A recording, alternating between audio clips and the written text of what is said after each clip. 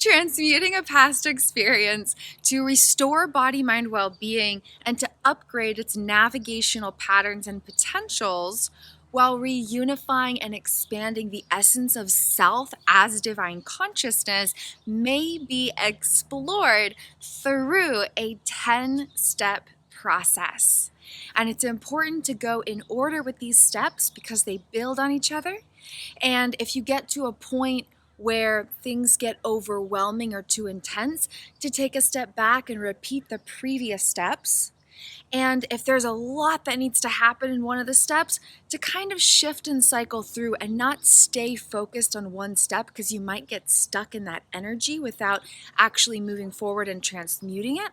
And so to just continue flowing through this process until you start to notice yourself making progress, where the intensity of that past experience, the intensity, duration, and frequency of its activation in the navigational patterns of the body-mind, the way that it is affecting and influencing the states of your own consciousness are reduced, and they're less intense, and they're not as noticeable, and they're not as frequent, and they're not as strong, and they're not as overpowering, and you start to feel more connected and reassociated with yourself.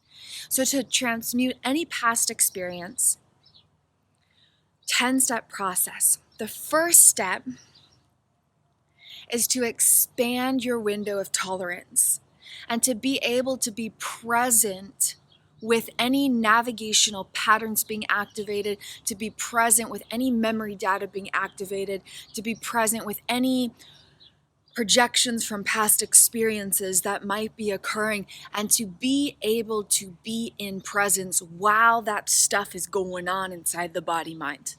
To not do anything with it just yet, but to expand the window of tolerance so you have more grounded presence even when all this stuff becomes activated.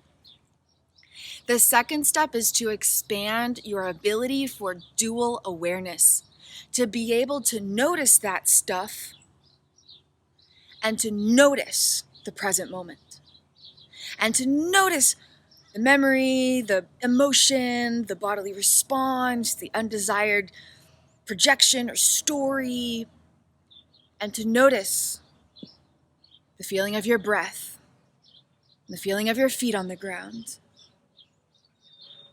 and the sound of the birds chirping, and to notice right here, right now, and then to be able to toggle between those realities, the inner projections and your own present moment awareness, and expand the ability for dual awareness where you can shift to the awareness of the activations or the present moment at will. And you can choose to be present with your expanded window of tolerance, and you can choose to notice those projections, and you can equally choose to be fully oriented and attuned and focused in awareness with the present moment. And you get to choose. The body mind's no longer choosing for you. The unconscious memory projections are no longer choosing for you. You get to choose where you're focusing, because there's abilities for dual awareness, and it becomes a skill set like muscle memory Dual awareness becomes a learned motor skill in unconscious procedural memory data, basically. Dual awareness becomes a navigational pattern in the body-mind that can support your consciousness in this process. The third step is attuning with your own self-essence and the present moment needs of your body-mind and of your consciousness. Self-attunement. And this requires distinction and connection between aspects of yourself. Distinction and connection between the awareness of self and the experiencer of self, and distinction and connection between the inner experiencer and that which they are experiencing. And to attune with the body-mind needs, which is where experience is being translated and transmitted through, and to attune with the needs of your inner experiencer, which may or may not be the same thing. And then to have this expanded ability to consciously respond to either reality, consciously responding to the needs of the body-mind and consciously responding to the needs of the present moment inner experiencer from the grounded space of your infinite awareness. And this is a process of self-attunement. And among the potentials, you are attuning with the attachment needs that bridge worlds between body, mind, and self-essence. And within the body-mind, bridge worlds between navigation and regulation, and bridge worlds between the content and connectivity of memory data and the navigational patterns that are translating and processing and storing and giving you a translation of every moment of personal experience. And so attuning with the attachment needs of self-essence through the body-mind helps bridge worlds. And this can be especially helpful if the body-mind's present moment needs are not necessarily the same thing as the present moment needs of self-essence, or if the present moment needs are difficult to fulfill from the space of infinite awareness. Attuning with attachment needs helps to ease and smooth out this process. And so now there's an expanded window of tolerance, an expanded ability of dual awareness, expanded capacities for self-attunement. Now we've laid the groundwork with those 3 steps. The 4th step is to connect explicit and implicit pieces of information. And this may include, but is not limited to, providing a narrative to the various images and sensations of the unprocessed past experience. And this may include, yet is not limited to, connecting areas of the left and right brain hemisphere through the corpus callosum with full activation of the prefrontal cortex and the mohawk of self-awareness. So connecting the explicit and implicit pieces of information, connecting the conscious and unconscious memory data, connecting the left and right brain hemispheres, connecting the narrative to the sensation, connecting the summary and the dialogue of descriptor with the various images of the unprocessed experience. That's the 4th step. The 5th step is to process unprocessed emotions. And the most important element of this aspect of the journey is not to get stuck in the dialogue, narrative, or story surrounding the emotions. And this is part of why it's important to go in this order, because we want to have the narrative and the story and the summary and the descriptor for the images and sensations. But once that's in place, there's another step that's kind of the flip side to that, where you feel into all of the emotions and sensations. You let the images come up and you release them. You let the emotions come up and you let them move through you, but you don't necessarily get stuck in any story. Because the story that is unconsciously affiliated with the emotions is not necessarily the same story that we consciously created in the previous step. And if you're feeling into these deep emotions embedded in the subconscious, embedded in the unconscious, embedded deep within the body, mind, deep within these unconscious memories, and they might be from 5, 10, 20, 30, 40, 50 years ago, So very deeply stored, because throughout those years or decades, they've been activated as navigational patterns beyond awareness and have grown and gotten bigger and deeper into the foundation. So there's a lot of data really deep beyond awareness.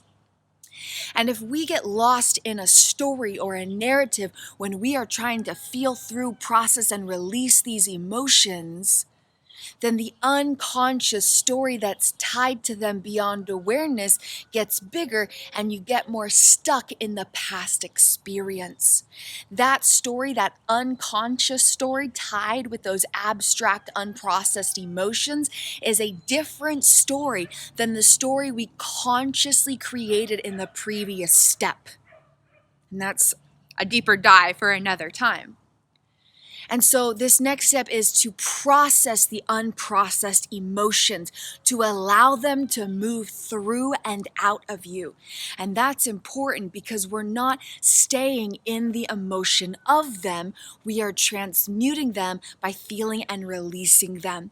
And a very important and critical aspect of this element of the journey is to ensure that you are sustaining and maintaining an ability for self-regulation during and after that process. If you're feeling into the emotions but not able to self-regulate, then the emotions are not being transmuted. They are being expanded in the unconscious memory, data, and navigational patterns deeply embedded in the body-mind. And so this is why it's important to go in order, because those first few steps, expanding the window of tolerance, abilities for dual awareness, capacities for self-attunement, and then having a conscious narrative that is very different from the unconscious narrative that was automatically generated from the experience, connecting explicit and implicit pieces consciously in a new way from a space of grounded presence and loving self-attunement, and a capacity for an expanded space to be able to observe it without being completely absorbed in it. Growing those abilities first will assist in this process. And so we need to transmute the emotions by allowing them to arise and move through and out of our being. And in this process, it is very beneficial to not ever get lost in a story, a narrative, or a dialogue, because that is not the same thing as the emotion that needs to be processed. And so if we get lost in a story, and the story is what's tied to the emotions, then that story is getting bigger and the emotions are being sustained in the navigational patterns of the body-mind. But if we are not focused on the story that is growing the emotions, there's just the emotions, just raw feelings, then those feelings can be transmuted as raw abstract energies not tied with a particular storyline or navigational pattern. They can be released as energy. And to stay regulated or have the capacity to shift to different states of regulation during and after that process. So we're allowing the emotions to move through us, and it might look like a lot of crying, a lot of screaming, a lot of noise and chaos. But once you're able to know that you can shift to regulation at any moment, once you're able to detach from the story so that you are not suffering while releasing the emotions, it's just energy and motion that's moving through you, and there's no attachment to it, and there's no pain or suffering happening. It's just a very intense energy that's moving through your system to move out of your system. Then you can move through this process with ease and grace. And once you start to transmute the density and intensity of it, then it can actually move to different states of emotional intensity. And you might start laughing until you cry in a full body somatic sensation, because the intensity has been transmuted, and now it can reach that next level of transmuting into light, transmuting into pure light energy instead of this dark density. So we've got those first three foundational steps: conscious connection between explicit, implicit data, and the releasing of unprocessed emotions, clearing the energy of feelings and sensations through and out of the body in a regulated and self-attuned state. The next step, 10 steps here, the next step is to complete incomplete action patterns stuck in the body, to process any unprocessed bodily responses, sensations, or movement patterns. And this is also a process of transmuting unconscious memories. Unconscious procedural memory data carries these unprocessed movement patterns, sensations, or bodily responses. And this is a very different process than processing unprocessed emotions, even though they're both a type of unconscious memory that needs to be transmuted. This is something I've developed a wide variety of techniques for. It is a little more complex because it's deeper in the unconscious memories. Emotional memories, we have somewhat of an ability to connect the concept of I'm feeling this overwhelming sensation, but it's not necessarily an immediate present moment emotional response in relation with exactly everything that's happening in this particular moment. It's coming from a memory, go through these processes. But to transmute unprocessed, unconscious procedural memory data is actually a lot more complex. And I've spent many years studying this and developing new techniques for. And so that's another thing. That's the next step, is to process those unprocessed, incomplete action patterns, movement patterns, bodily responses. Along with incomplete action patterns and unprocessed bodily responses, this step may involve deeper work into the actual physical and energetic body. This is where body memories come into play, and everything, including soft tissues, can hold on to information. And so there's a wide variety of tools and resources, practices, journeys that can support this step of the journey, while the techniques that I have developed especially focus on unconscious procedural memories carrying the incomplete bodily responses or incomplete action patterns or movement responses in the body. There are a wide variety of other techniques that explore that, and then the second piece of this is stuff that's deeper in the body that requires actual physical engagement of some kind. For example, doing yoga or Pilates and practicing that mind-body connection can help to bring this up to be processed. And going deeper, there's a wide variety of types of body work that can really powerfully support this journey, from various styles of massage to deeper concepts such as advanced muscle reconditioning or active release technique. And there's a wide variety, again, just so many amazing revolutionary things that are available now. And so this is something that you can't necessarily do on your own or just with a coach to support and guide your journey. There's often something deeper that's needed in terms of body work, just depending on the experience you're processing. The next step is to complete the integration process of that past experience, of that memory data, and of the navigational energies that it holds as potentials deep in the body mind. And this looks like being able to completely release it. There's no more energies of emotions. There's no more energies of bodily sensations, of movement patterns, or responses. There's no more outdated stories of unconscious dialogue. There's no more disconnection between explicit, implicit, conscious, and unconscious pieces of data. There's no more disconnection between the pieces of information that are between the left and right brain hemispheres.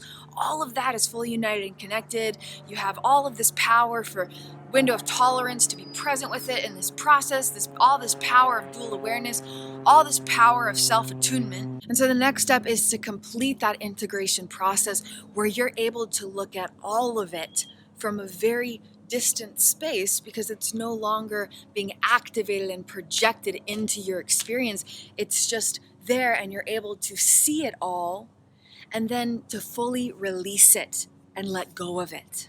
And during this step, everything comes together and you're able to kind of know that all the work you've done is making the progress it's meant to, and you're here in this step when you can look at an image, you can feel what might have been an emotion that would come up in relation with it, you can see the image, you can feel the sensation, you can feel the image, you can feel the movement pattern in your body, you can, notice a dialogue or a narrative or some storyline that used to be connected with it, and you can look at it and immediately let it go, and it can't touch you anymore.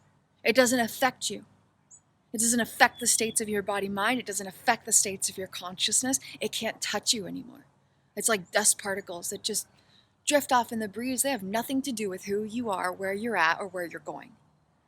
And that's when you know that all the steps you've been doing have been working and you're making progress and it all comes together. The next step is to shift from focusing on the body mind into the aspects of self-essence as pure divine consciousness, and to extract the essence of self from that past experience, from the memory data, from those navigational patterns of potential, and to return those parts of the self to the rest of the self here in the present moment. And to ensure that the aspects of self who were in that experience, who were experiencing the unconscious memory data beyond awareness, who were associated with the navigational patterns and potentials in the body mind in relation with that information, are now completely free from it,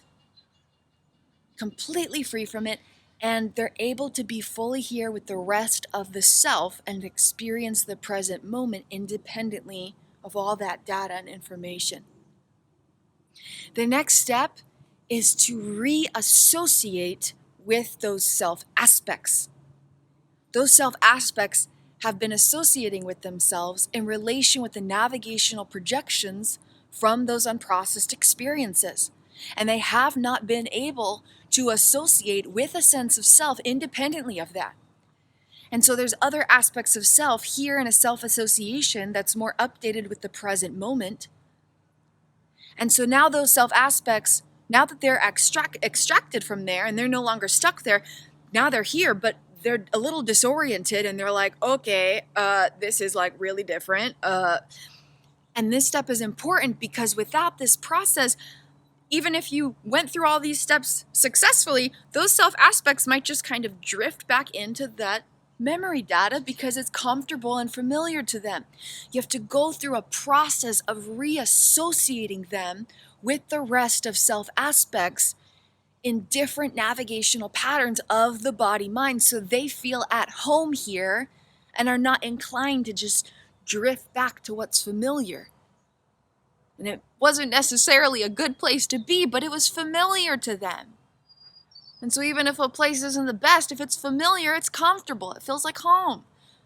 But you want them to feel at home with the self that you are now. So you have to go through a process now that they're extracted and now that all the body-mind data's gone through its workings, to reassociate those self aspects with the rest of the self and with new styles of navigational patterns, including self-associations, which segues to our 10th and final step, which is to create new navigational patterns to support the unification of self-essence in a state of loving liberation independently of all those past experiences that are now processed and no longer able to affect navigational potentials of the body-mind or states of consciousness for self-essence. And so go through all of them again, we'll summary, and then we'll conclude on that 10th one with a little more oomph. First is to expand your window of tolerance. Second is to expand capacities for dual awareness. Third is to expand capacities for self-attunement.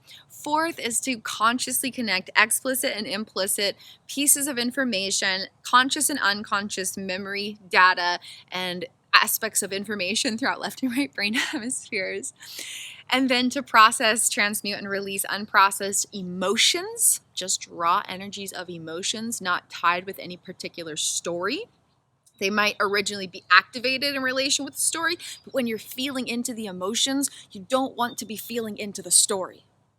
And that's really important. And to sustain regulation during and after that process, to be able to return to that homeostasis at will, so you know that you can get there and you know you're not being lost in the emotions, but you're moving through them.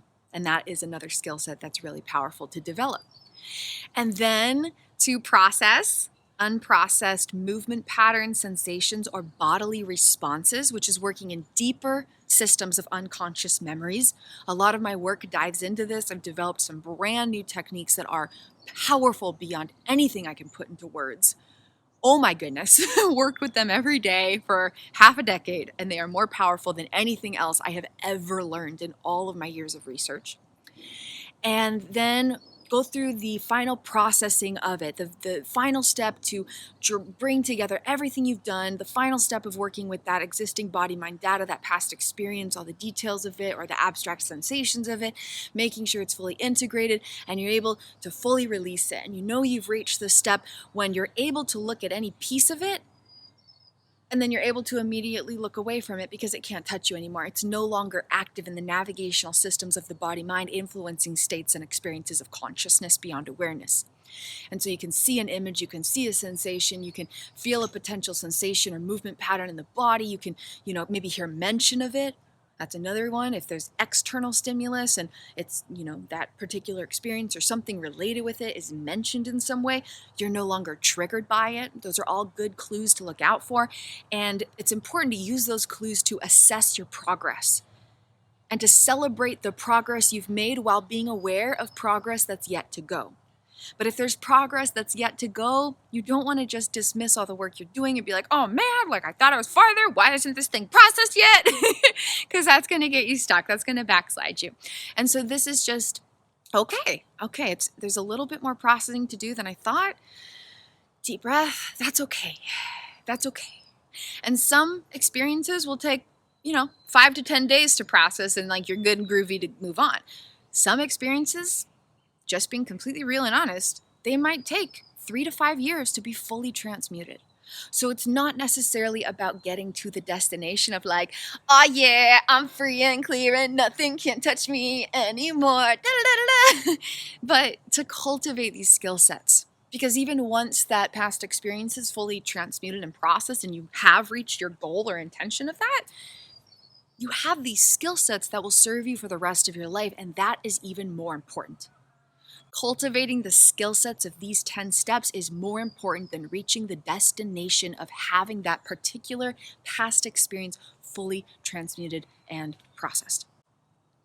And so to use this step as just a space of awareness. Okay, celebrate my progress in cultivating these skill sets, and I am aware that there is still more to go, so I will keep practicing these skill sets. And to celebrate and honor yourself in the journey. To not be so focused on, I need this to be something in my past that can never touch me anymore, but to honor the fact that you are here showing up for it. And then we shift, that's our final step, working directly with the body mind. Now we're shifting to an expanded state of consciousness. And now we are extracting self aspects from those past experiences, from the memory data, from the navigational potentials affiliated with them, and allowing those self aspects to no longer be stuck in the flow of that information and to have a new chance to be free from it. And then very important follow-up step is to reassociate those self aspects with the rest of the self and with new navigational patterns. Because this can feel very disorienting. If they've been affiliating with their self-essence for 25 years in relation with that painful unprocessed memory, it doesn't matter how good it might feel for that to be transmuted and them to be free, it's going to be disorienting. It's going to feel unfamiliar. It's going to feel scary. Because what's after that? That's all they've known. What's beyond that? They don't know. That's all they've known. And so to prevent self aspects from just kind of unconsciously slipping back into that data and having to go through all these steps again, we need to take that next step and reassociate them with the rest of the self and with new navigational patterns so they can feel at home here. And then the 10th final step, bringing it all together so that you can move forward, not just, yeah, that's in the past, but to actually consciously step forward with intention, What is going to be in the place of that energy? What is going to be in the place of that experience? What is going to be in the place of that navigational information? What is going to be in the place with the information that allows self-aspects to associate with their own existence and all components of life and reality from the inside out?